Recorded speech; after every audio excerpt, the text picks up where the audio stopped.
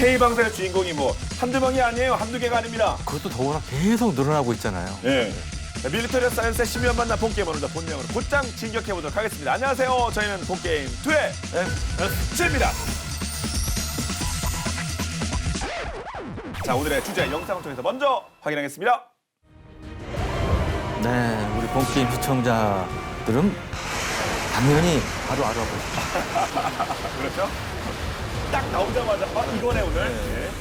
그런데 또 이게 예전에 얘기했던 얘기를 또 사골로 하는 것이 아니라 또 새로운 소식도 오늘 가득하지 않습니까? 그렇죠.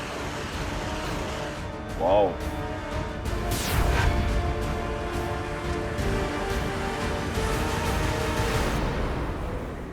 자, 미국제 다연장 로켓포 M270과 하이마스가 우크라이나의 대반격을 이끌고 있다. 우리 대한민국에 바로 이것이 있습니다.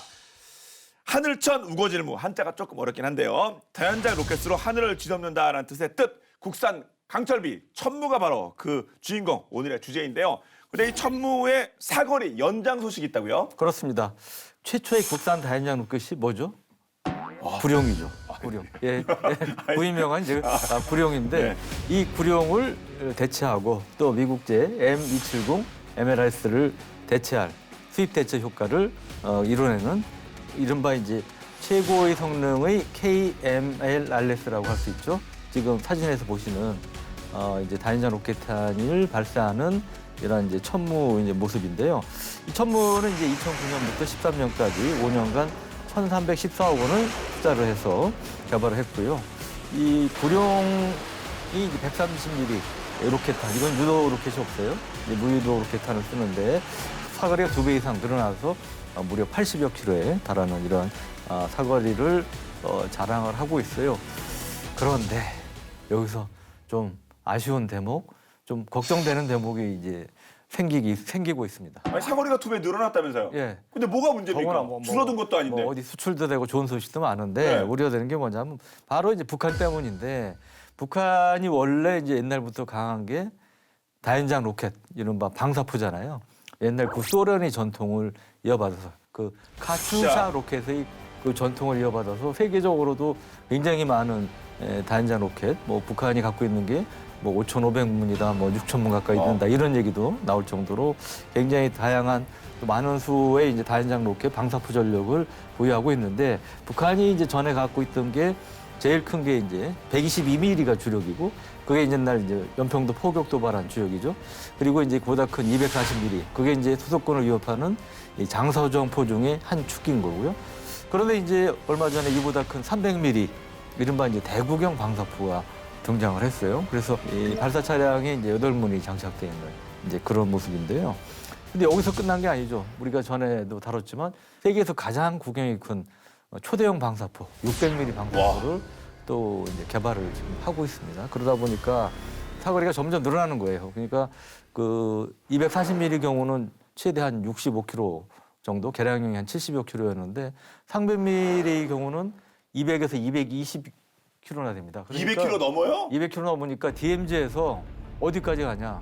뭐 수도권은 물론이고 대전 뭐 오산, 평택, 이 주요 미국 기지, 예. 그다음에 F-35 청주 기지는 물론이고 우리 계룡대가 항군본부가 있는 이 충남 계룡대까지 사정권에 놓을 수 있는 이제 그런 이제 사거리를 갖게 되니까 예. 상당히 우려가 되고 더구나 이 300mm 방사포는 이 유도 장치를 갖춘 그래서 정확도가 향상이 된 유도 로켓을 갖추기 시작했단 말이죠.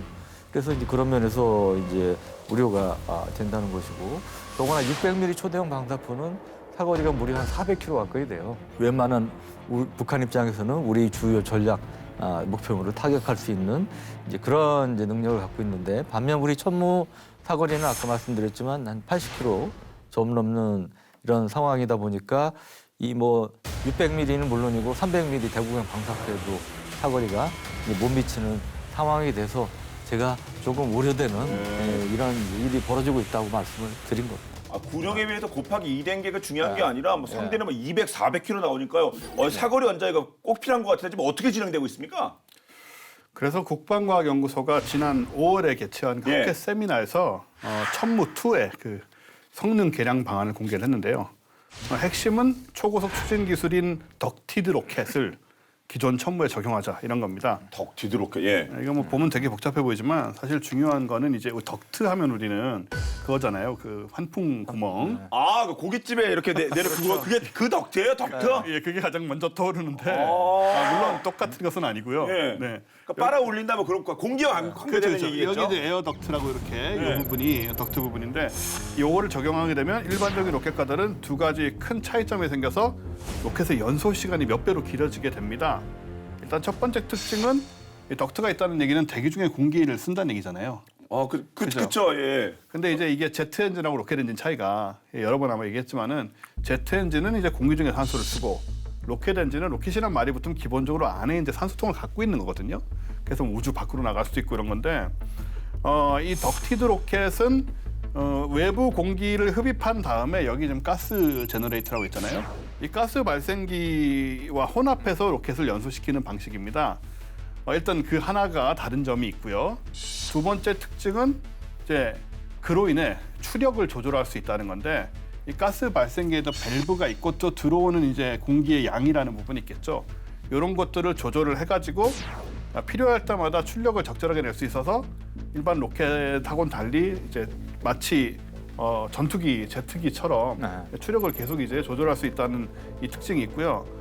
그래서 이런 특징 때문에 이 덕티드 로켓은 같은 크기의 일반 로켓보다 몇 배나 더 작동을 할 수가 있고 따라서 비행 거리가 되게 길어지게 되죠.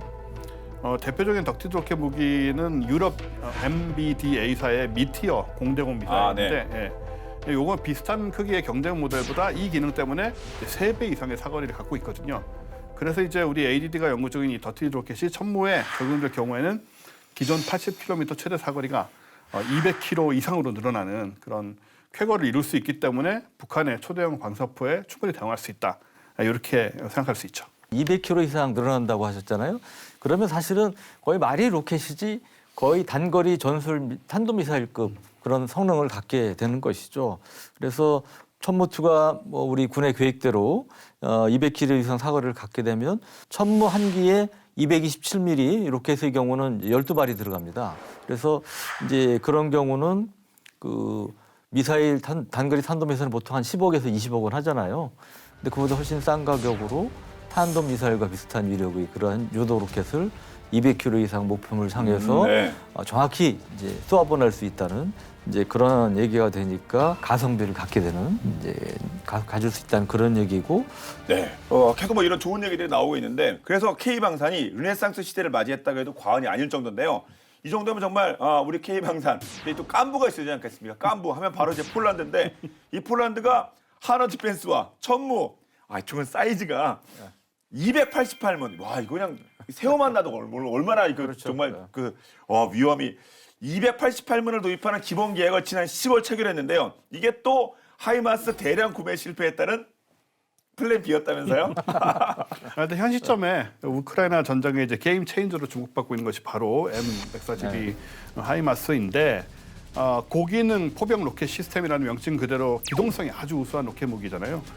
미국이 지난 6월에 이제 우크라이나군에 지원한 10여 문의 하이마스가 러시아군의 전방 추진 탄약고, 지휘소, 보급로를 잇따라 다 파괴를 하는 그런 엄청난 성과를 냈고 그래서 7월부터 러시아군 포병 전력이 서서히 마비되기 시작한 것으로 관측이 됐었고요. 네. 우크라이나군이 남부 헤르손에서 반격을 감행할 수 있었던 것도 하이마스의 활약 덕분이라는 평가가 있어요. 이렇게 러시아군을 향해 쪽집게 타격을 하는 하이마스의 위력이 입증이 되니까 이제 세계 각국에서 경쟁적으로 하이마스 확보에 나서고 있는 상황이 됐죠. 당장 미 육군과 해병대가 추가 발주에 나섰고요. 그리고 에스토니아, 라트비아가 이제 하이마스 도입 방침을 밝혔고 또 중국의 위협에 직면한 대만이 29문, 폴란드는 무려 500문 도입 계획을 밝혔었죠. 예, 500문. 우리가 들어온 건 288문. 그런데 500문이면 좀 많을 것 같긴 한데 로키드 마틴이 이렇게 뭐 대량 주문해주면 좋은 거 아닙니까? 근데 왜 이걸 거절한 겁니까? 그러니까 지금 보면 이제 우리가 전에 이제 폴란드 방산 수출 대박의 배경에 대해서 몇 번 얘기했잖아요. 그 배경 중에 하나는 그 유럽 중에 이제 독일이 원래 강국 아닙니까? 네. 그런데 거기가 생산 라인 죽은 경우도 많고 그러니까 폴란드는 급한데 단시일 내에 많은 물량을 제공해 줄 여건이 안 된 거예요. 근데 미국은 지금 사실 세계 최강의 어떻게 보면 무기 수출국의 이제 방산 국가인데 미국조차도 폴란드의 구판 수요를 충족시키지 못할 상황이 되니까 사실은 이번에 이제 천무가 된 배경이 있는데 로키드 마틴이 아시지만 세계 넘버원 방산업체 아닙니까? 물론 이제 육해공 다 하고 있지만 근데 여기조차도 이 주문을 다 감당을 못할 정도의 상황이란 거죠. 예를 들면 현재 하이마스 생산량이 최대 연간 60문이랍니다. 그런데 아까 500문 얘기했잖아요. 네. 그래서 이게 이제 러시아의 우크라이나 침공 전부터 좀 얘기가 있었는데 미국이 좀 튕기면서 미루다가 이제 폴란드가 원하는 일정, 폴란드가 좀 급하다고 그랬잖아요. 거기에 이제 못 한다고 그러니까 그러면 이제 항구로 돌리겠다 해가지고 이제 288문을 이제 도입하겠다고 이제 이렇게 얘기가 됐고 계약까지 이제 성사가 이제 된 건데 그래서 폴란드는 우선 내년에 천모 초도 물량만 이제 18문을 인도를 받아가지고 동부 지역 소재의 이제 18기계화 사단이라고 있는데 여기에 배치해서 러시아의 위협에 잠재적인 위협에 맞설 예정이라고 합니다. 근데 아무리 로키드 마틴이라고 하더라도 물 들어올 때 노조라고 그러나요? 이렇게 네. 주문 들어오면 지금 생산 라인 좀 부족해? 생산 라인 좀 늘리면 뭐 증사라고 하면서 수요담 최대한 받아면 되는 거 아닙니까? 근데 로키드 마틴이 그 정도에 못할 정도입니까? 어떻게 된 겁니까? 물론 당연히 뭐 로키드 마틴이 아니라 그 어떤 업체라도 그렇게 하겠죠. 사업하는 사람이. 그러니까요. 돈벌 행복한 비명 뭐 이런 얘기 있잖아요. 밤을 새워라서 하는 게 이제 그렇죠. 사업가의 이제 속성인 거죠. 그래서 그 로키드 마틴의 이제 CEO 최고 경자가 이제 짐 타이클렛이라는 양반이 있는데 이 사람이 이제 하이마스 생산량을 최대한 늘려라. 근데 이게 이제 늘어난 게 결국 60문에서 이제 96문. 50% 늘어봤자 50% 정도. 그 정도 이제 수준인데 또 이것도 아시지만 설비를 추가하는 데는 이 물리적인 시간이 필요하지 않습니까? 거기다 또 중요한 게 사람이잖아요.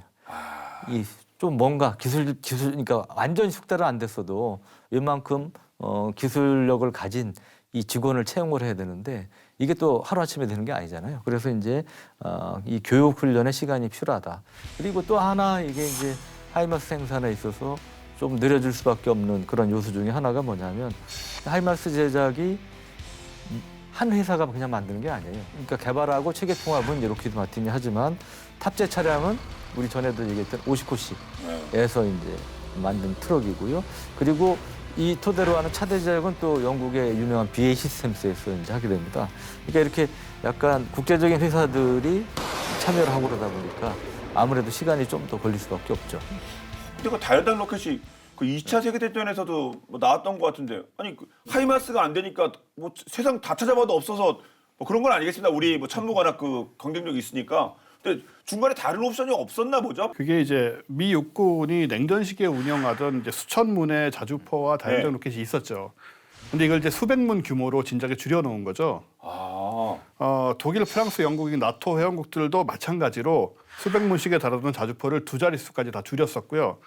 또 한때 유럽 최대 포병 보유국이었던 독일은 이제 자주포 94문하고 다연장 로켓 38문만 갖고 있는. 독일이요? 예. 그러니까 이게 이제 한국의 군단 예하 포병 여단 정도 규모인 거거든요. 그렇게 많이 줄여놓은 상태인데, 근데 이제 현재 진행 중인 이제 우크라이나 전쟁을 보니까 포병 및 지상군의 장거리 타격 능력이 정말 중요하다는 게 다시 드러나고 있는 상황이고요. 근데 우리나라의 경우에는 이제 유일한 분단 국가라는 특수한 정치적 배경이 있고 또 사방이 강대국에 둘러싸여 있다 보니까 이 지정학적 특징에 의해서 그런 걸 이제 줄이기가 어려운 상황이어서 아직도 육군에서 1000대가 넘는 전차와 자주포를 이제 운용하고 있으면 물론이고 독자적으로 뭐 구룡, 천무 이런 다연장 로켓을 꾸준히 개발 생산해 왔던 거죠, 반대로. 그래서 지금 그 덕에 너무나 큰 주목을 받는 상황입니다. 우리가 뭐 안 주는 게 일단 다행이긴 한 겁니다. 그대로 가지고 있는 상황에서 개발도 꾸준히 하고 있었고요. 폴란드가 내년에 천무의 초도번 18문을 인도받는다고 앞서 말씀해 주셨는데 근데 솔직히 요즘은 자동차도 뭐 반도체 문제 어쩌고 하면 2년 기다리는 거 기본이거든요. 우리 국산차가. 근데 납기를 이렇게 나름 잘 맞추는 것도 이런 것도 엄청 장점 아니겠습니까? 그렇죠. 우리 K방산의 이제 가장 큰 장점 중에 하나인데요. 뭐 보면 이 독일의 경우 이제 뭐 세계 최강의 전차로 이제 평가가 되고 있습니다만 레오파드 2 A7의 경우는 이게 성능은 좋지만 가격이 또 무려 160억에서 200억 원이에요. 그러니까 말이 200억 원이죠. 예, 웬만한 항공기 한 대 값이에요. 그래서 그리고 50대를 생산하는데 5년이 걸린다는 거예요. 지금 라인으로. 근데 우리 K2 전차는 아시다시피 한국권에 납품되는 거는 약 80억 원 정도고요. 수출형은 이거저거 옵션이 붙어서 100억 원 이상으로 수출되는 경우가 이제 좀 나오고 있는데, 하여튼 80에서 100억 원. 그러니까 그 레버트 2 A7이 K2의 2배인 거죠. 그리고 우리는 또 3년 만에 180대 납품이 가능하다. 상당히 이제 그런 면에서 이제 K방사 수출이 역할을 하는 건데, 예, 근데 하여튼 우리는 이런 배경은 이제 우리가 세계 최고 수준의 제조업 기반을 아직 갖고 있다는 거. 그리고 우리 국방과학기술력이 세계 8위라고 그러지 않습니까? 이런 것들이 이제 결합이 돼서 결국 경쟁력 강화로 이어진 것이다. 이제 볼 수가 있는 것이고, 또 아시다시피 코로나19 이후에 세계적으로 겪은 어려움 중에 하나가 이 공급망 위기잖아요, 이른바. 그럼에도 불구하고 우리 K방사는 77.2%에 달하는 이제 방산 물품 국산화율에 힘입어서 안정적인 이제 부품 조달이 가능하다. 이것도 이제 이런 이제 성공의 밑거름이 됐다고 볼 수가 있겠습니다. 네. 그 납기 능력 짱이고, 근데 또 그걸 받쳐주는 또 스펙, 또 기술력도 중요한 거 아니겠습니까? 그런데 M270, 하이마스 천무 이렇게 3파전으로 놓고 뭐 전체적으로 이 다연장 로켓을 비교해 보면 되는 걸까요? 네, 저희가 뭐 지난 회차에서도 언급을 했었는데 이제 M270 요거는 생산 라인이 이제 2003년에 폐쇄가 됐기 때문에 도입이 좀 어려워진 상태고요. 또 향후에 이제 다연장 로켓을 구매하려는 국가는 하이마스나 천무 둘 중에 하나를 선택할 수밖에 없는 상황인데. 그나마 둘 중에 하나. 네. 먼저 하이마스를 살펴보자면 그 M270의 마이너 버전이라고 할 수 있죠. 하이마스는 이제 미국의 표준 5톤 트럭인 50코시 FMTB 중형 전술 트럭 차체를 사용해서 높은 기동성을 자랑을 하고요. 대신 이제 화력은 원본의 절반. 그래서 이중 목적 고폭탄 탄두를 적용한 227mm 로켓탄의 경우에 한 발이 축구장 한 개 면적을 이제 초토화할 수 있는 그런 힘을 갖고 있는데, M270은 12발을 탑재하는데 하이마스는 6발을 탑재하고요. M270이 에이테킴스 전술 탄도미사일 2발을 탑재하는데 하이마스는 1발을 탑재하니까 딱 절반이죠. 근데 우리 천무는 기본적으로 하이마스가 아니고 M270과 유사하다. 그래서 227mm 로켓탄 12발, 그리고 한국형 에이테킴스라고 하는 이 장사정폭 킬러라고 불리는 KT즘 전술 탄도미사일도 2발을 탑재해서 화력이 하이마스의 2배입니다. 또 이게 단순한 숫자상의 2배가 아닌 것이 그 하이마스에 쓰이는 에이테킴스는 1980년대에 개발된 좀 노후 기종 이렇게 얘기할 수가 있는데, KT즘은 2010년 11월에 그 북한의 연평도 도발 그 시절에 긴급히 추진한 이제 번개 사업으로 탄생해서 좀 최신형인 점이거든요. 예. 이런 차이가 있죠. 그러면 이 최신형 이 KT즘 당연히 폴란드에게도 이 KT즘도 그대로 전달이 되겠죠? 사실 폴란드가 도입할 KT즘은 올해 말에 개발 완료 예정인 최신상. 더 좋은 거군요. 그래서 원래 그 수출량이 조금씩 나은 경우가 많이 있잖아요. 그 사거리를 180km에서 300km로 늘린 KT즘 2입니다. 이 사거리 300km는 원래 이제 사거리 300km 이상의 탄도미사일 수출을 금지하는 그 미사일 기술 통제 체제를 의식을 해서 이제 능력을 제한을 거기까지 하는 거죠. 명중 오차는 몇 미터 정도에 불과하고 500kg의 관통형 열압력 탄두와 고폭 파편 탄두를 장착하는 버전이 모두 개발이 되어 있습니다. 네, 그렇군요. 네, 하이마스는 이름부터 고기동 포병 로켓 시스템인 만큼 기동면에서는 아무래도 하이마스가 조금 더 유리하다 이렇게 봐도 될까요? 그러면 섭하죠. 예, 네, 예. 좋은 소식 그것도 역시. 예. 비록 천무에 고기등은 안 들어 있지만 그렇다고 떨어지느냐, 그렇게 단정하기 힘든 점이 있는데, 왜냐하면 천무 역시 아까 사진에서 보셨지만 이 무한궤도 캐터필러가 아니고 차륜형으로 돼 있지 않습니까? 트럭에 탑재된 거다 보니까 상당히 높은 기동성을 이제 갖고 있다고 볼 수가 있어요. 천무는 기본적으로 발사대하고 그다음에 탄약 운반차로 이제 구성이 돼 있는데, 이 같은 차량으로 을 활용한다고 그럽니다. 그래서 정비성하고 효율성도 이제 높다는 그런 이제 장점이 있고요. 그래서 천무의 이제 최대 이동 속도는 시속 80km인데 하이마스 최대 이동 속도는 85km.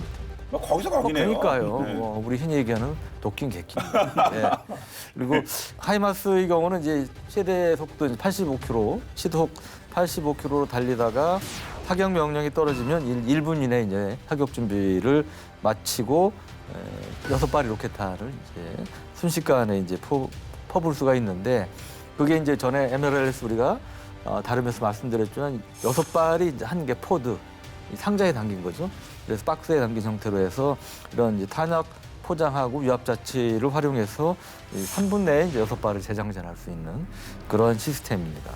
근데 천무의 경우는 이제 발사 명령 후에 16초 뒤에 이제 그 사격 준비를 마치고 초탄을 이제 날릴 수 있는데요. 그러니까 이 얘기는 이제 도로를 달리다가 1분 안팎의 짧은 시간에 정차하고 사격 대원을 상출하고 방열하고 사격을 마치고 이동하는 현장을 이탈하는 이게 1분 내에 가능하다는 거예요.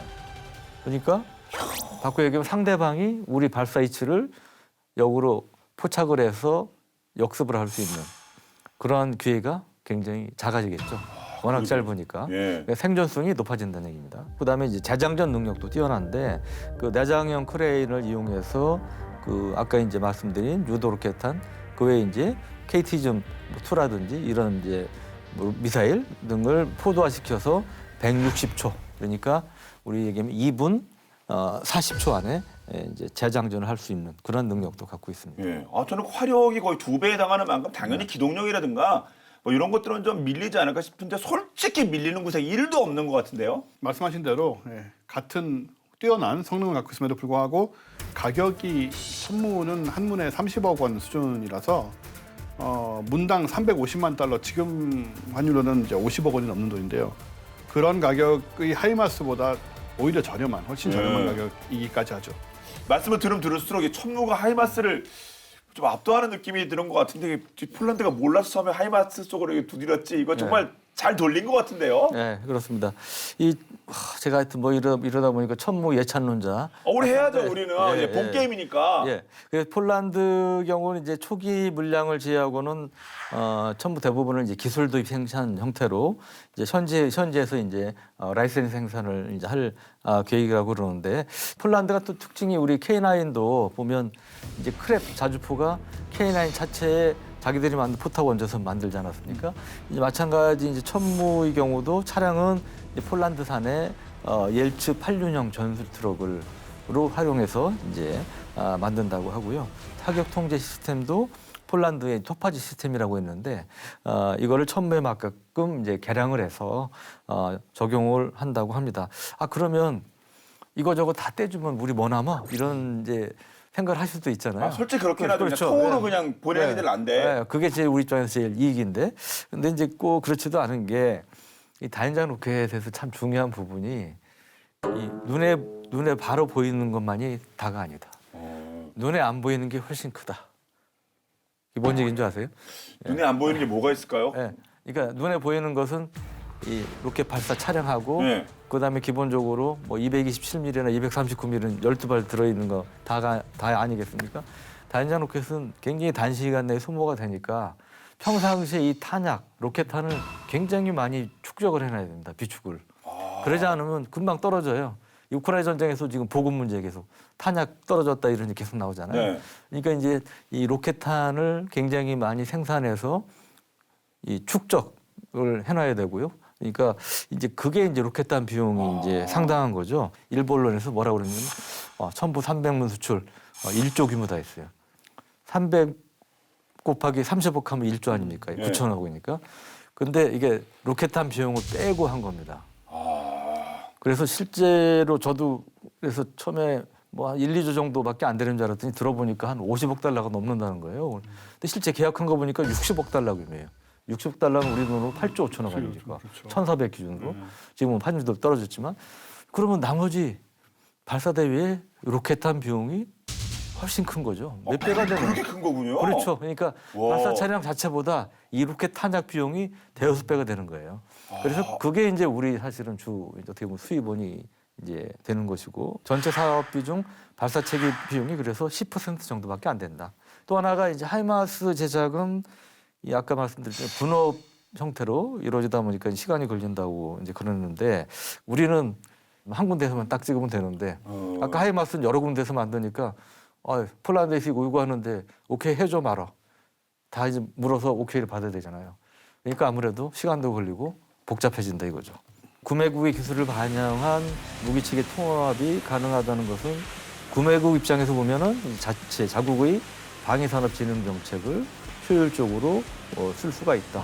그런 면에서 이 천무의 이제 현지화, 폴란드화도 이제 가능한 이제 그런 장점이 있고요. 천무가 사실은 이제 호주하고 노르웨이 쪽도 이제 수출을 이제 기대한다고 그럽니다. 아직 뭐 결정되거나 이런 건 아닌데, 근데 이제 노르웨이 경우는 천무를 수입한다면 여기에서 이제 노르웨이가 자랑하는 대한미사일 NSM이라고 있습니다.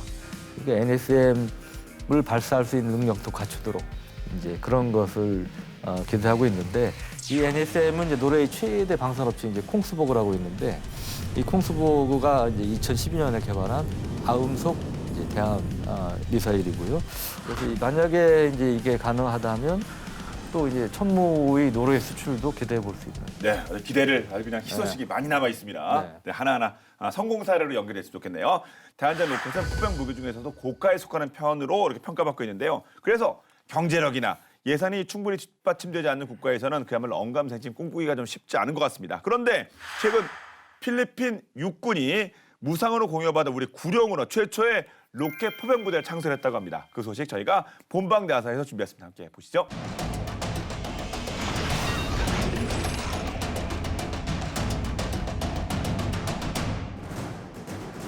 필리핀이 우리나라와의 군사협력을 통해 국방력 강화에 온 힘을 쏟고 있습니다.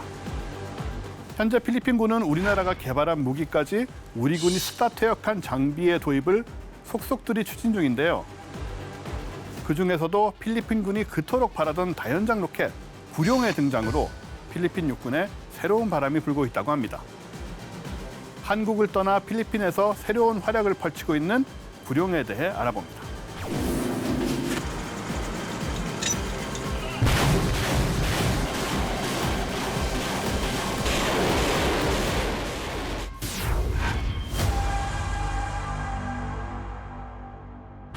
오래전부터 필리핀과 중국은 남중국해의 영유권 문제를 두고 계속 대치를 벌여왔는데요. 2019년 6월에는 남중국해 스프레틀리 인근 해역에서 중국 선박이 필리핀 어선을 들이받아 침몰시킨 뒤 도주하는 사건이 발생하기도 했죠. 이로 인해 필리핀 내 반중 정서는 더욱더 불타오르게 됐는데요. 하지만 필리핀 군대의 무기는 대부분 노후화되어 중국군을 상대하기에는 무리가 많았습니다. 남중국해 같은 대양에서 작전이 가능한 중대형 전투함의 수량은 턱없이 적고 노후화됐으며 무장도 빈약했죠. 그래서 필리핀은 노후화된 무기를 현대화해 군사력 증강에 나섰는데요. 하지만 군사력 증강은 생각보다 쉽지 않았습니다. 미군과의 합동훈련 중 하이마스의 뛰어난 성능에 반한 필리핀은 MLRS 계열 장비를 도입하려 했으나 예산 부족 문제로 실패했을 뿐더러 엎친 데 덮친 격으로 미국 의회는 미국은 물론 인접 캐나다의 필리핀 무기 수출을 모두 불허했습니다. 이는 2017년 두테르테 대통령이 마약과의 전쟁을 선포한 후 즉결 처형 심판을 하면서 국제사회를 경악하게 만들었기 때문인데요. 그래서 미 의회는 필리핀이 중국이나 러시아로부터 무기를 구매할 경우 무역 보복 등 추가 제재를 가하겠다는 엄포까지 놨을 정도였죠. 결국 필리핀은 새로운 무기 공급처를 찾아 동분서주하게 되는데요. 때마침 2015년 천무가 실전 배치가 시작된 후 구룡이 차례차례 퇴역하게 되면서 우리나라에서는 필리핀에게 구룡의 공여를 제안하게 됩니다. 배송비만 내면 구룡을 공짜로 줄게 라고 한 것이죠. 자, 그렇다면 신기전의 후예 자랑스러운 최초의 국산 다연장 로켓 구룡에 대해 한번 살펴볼까요? 구룡은 1977년 개발을 시작해 1978년 개발이 완료됐으며 1986년부터 실전 배치에 들어간 무기인데요. 카츠샤 계열 로켓인 BM-21에 대응하고자 만들어진 구룡은 월남전 당시 국군이 노획한 BM-21에서 떼어낸 게릴라용 단발 발사기와 서독의 라스를 참조해 개발된 로켓입니다. 무게 16.4톤의 크기는 길이 7.7m, 너비 2.5m, 높이 2.9m고요. 구경은 130mm와 131mm 두 가지가 존재합니다. 사격 속도는 초당 2발, 1회 로켓 장전량은 36발이고요. 차체는 K712를 사용하며 최고 속도는 80km로 알려져 있습니다. 구룡이 한 발 쐈다 하면 가로 250m, 세로 250m의 넓은 구역이 초토화가 되어버리죠. 2018년 3월부터 우리나라와 필리핀은 구룡 18문 공여를 두고 협상을 시작했고 2019년 8월에 4대를 정식으로 도입, 2019년 10월부터 전력화를 했고요. 2020년 4월 기준 총 18문의 구룡을 보유하게 되는데요. 이후 시간이 좀 흐른 2022년 6월 추가로 22문이 공여되었죠. 덕분에 필리핀은 육군 창군 이래 학수고대하던 로켓 포병 부대인 제1, 2 다연장 로켓 시스템 포대를 창설하는 쾌거를 이루게 됩니다. 필리핀 육군의 전력은 구룡 보유 전과 후로 나뉜다고 해도 과언이 아닌데요. 과거 느린 속도의 곡사포만 보유하고 있던 필리핀 육군이 짧은 시간 안에 엄청난 화력을 퍼부을 수 있는 구룡을 보유하게 되었습니다. 구룡의 뛰어난 성능에 푹 빠진 필리핀은 우리나라와의 군사 협력을 계속 이어가며 국방력을 키워가고 있습니다. K2C1 소총과 K12 다목적 기관총, K15 경기관총 등 한국산 총기가 필리핀 육군과 경찰에 대량으로 깔렸고요. 2019년에는 포항급 초기함인 충주함 한 척을 $100에 인도받죠. 또 핵심 연안 초계 전력으로 쓰이는 고속정은 우리나라에서 현역으로 활약 중인 참수리급 고속정을 공여받은 것인데요. 이렇게 우리나라로부터 무기를 공여받아 쓰다 보니 한국산 무기에 대한 필리핀의 신뢰도는 높아졌고 지난 2021년에는 신조함인 호세 리잘급 호위함을 구매하기도 했죠. 국방기술진흥연구소가 펴낸 세계 방산시장 연감에 따르면 2016년에서 2020년까지 한국의 무기 수출 국가는 영국이 14%, 필리핀이 12%, 태국이 11% 순인 것으로 집계됐습니다. 동남아시아 내 한국의 최대 무기 수출국이 필리핀인 것이죠. 필리핀이 처음엔 구룡의 성능에 반했다가 이제는 한국 무기 전체에 큰 관심을 갖게 된 셈이랄까요? 오랜 시간 우리나라를 지켜온 구룡이 이제는 퇴역 후 필리핀에 건너가 새롭게 재취역을 하게 되었는데요. 자랑스러운 우리 무기 구룡의 놀라운 활약이 앞으로도 쭉 계속되기를 기대해 봅니다.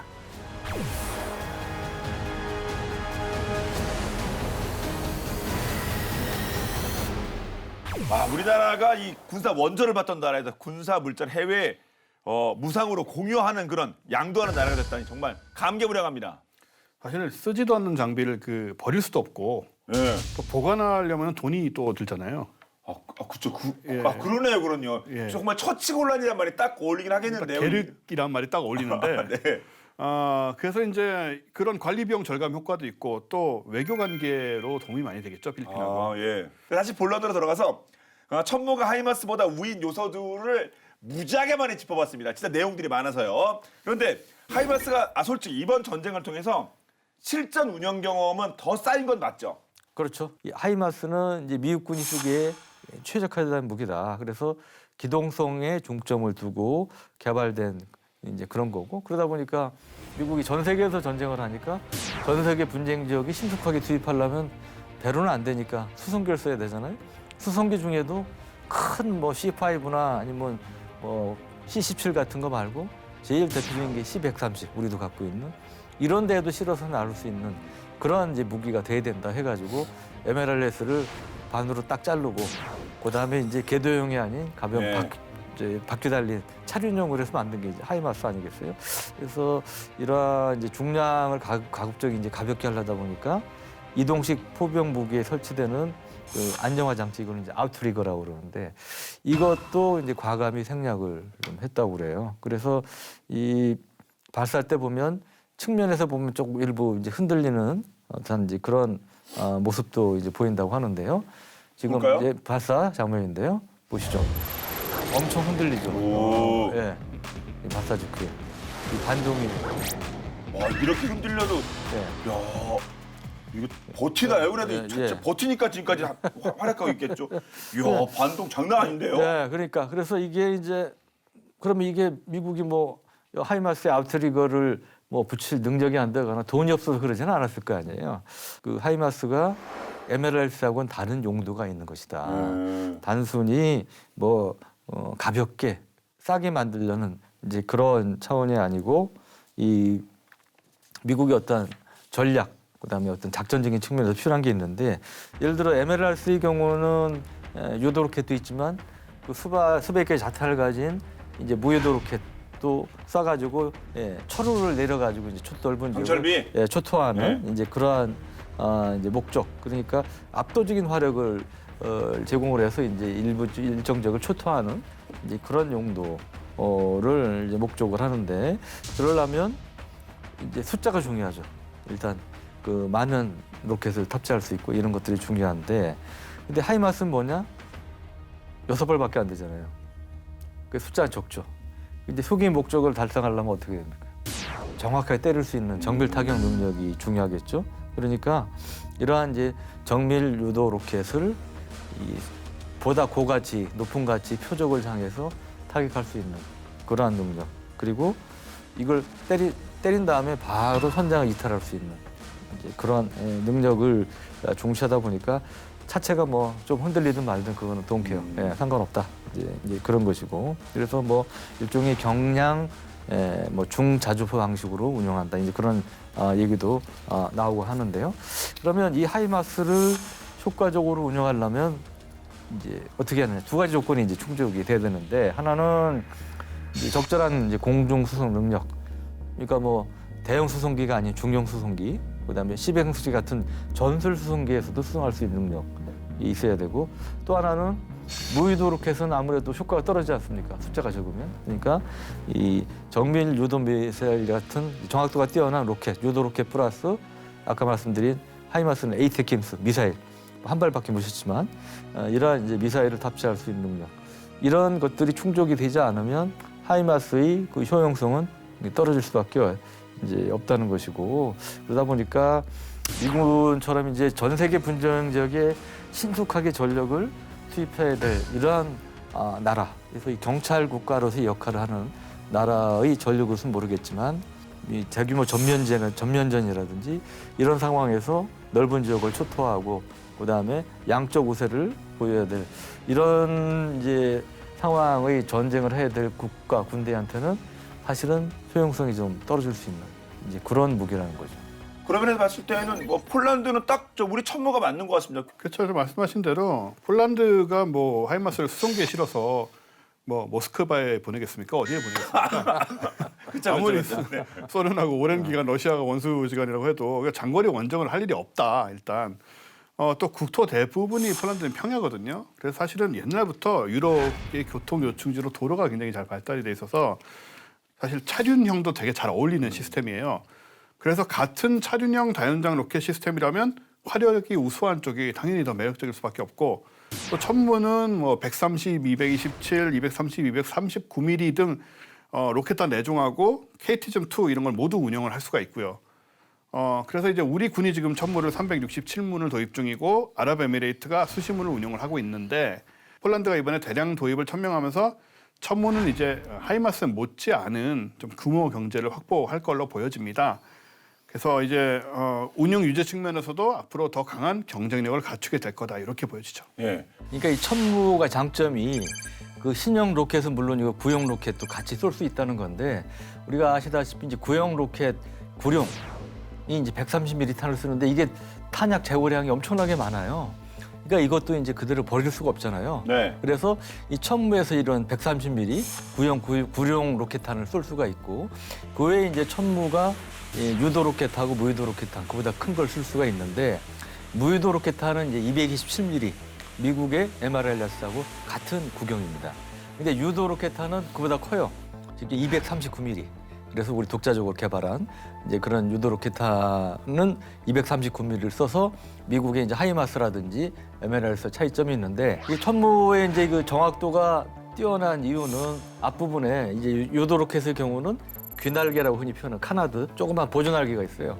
보조날개 있어서 그거를 이제 자세를 조정하면서 이제 표적을 향해 날아가는데 그 조정하는 것은 이제 GPS 우리 잘 아시는 GPS하고 그다음에 관성 함법 장치라고 불리는 INS 이 두 개의 그 유도 장치를 종합적으로 활용을 해서 80km 거리에서 수미터 이내의 정확도를 가질 수 있을 만큼 뛰어난 정확도를 갖도록 하고 있습니다. 자, 그렇게 되면은 그동안에 러시아제 다연장 로켓을 많이 사용하던 그 동유럽 국가들 입소문 나면서 이렇게 하나하나 전부 이렇게 천무 쪽으로 이렇게 가는 거 뭐 그런 행복한 행복해라고 돌려도 되겠죠? 그렇죠. 사실 우리가 이제 기대하는 게 폴란드 자체 그 물량도 지금 상당하잖아요. 아, 그 자체만 대박이죠. 대박이에요, 정말. 대박인데 거기에 이제 좀 더 이제 방사청이나 방산업계에서 기대하는 것은 말씀하신 이제 폴란드 그런 그 입지 이제 그 동유럽 국가에서 차지하는 그 위상 때문에 이제 그런 건데 폴란드는 이제 유럽의 대표적인 육군 강국 중에 이제 하나고요. 또 나토 지상군의 이제 핵심 전력이라고 이제 볼 수가 있는데 이 특히 동유럽 국가 중에 이제 폴란드가 두드러진다는 거죠. 그래서 우크라이나 전쟁 같은 이제 이런 것들이 발발하게 되면 이제 폴란드가 이번에 실제로 무기 공여를 우크라이나에 많이 하지 않았습니까? 이제 그게 우리 수출 또 이제 배경이 되기도 했지만 그런데 문제는 이제 무기 체계가 같아야 바로 쓸 수가 있잖아요. 네. 그러니까 이번에도 보면 우크라이나 군에 제공하는 무기들이 구소련제들 많이 찾고 그런 게 이제 그런 이유 때문에 소위 항호 운용성 문제 때문에 이제 그런 거고요. 그러니까 이게 바꿔야 되는 거예요.